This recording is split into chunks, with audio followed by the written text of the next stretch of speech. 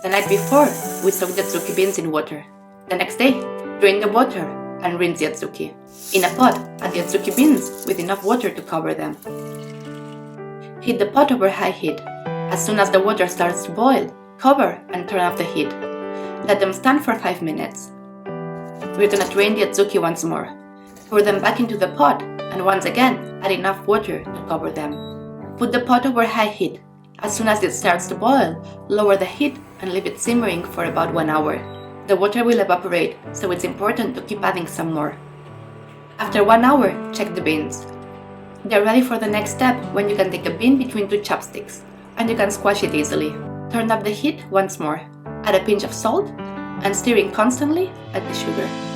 The Tsuboan style ANKO is ready as soon as it thickens and you can see the bottom of the pot for a couple of seconds.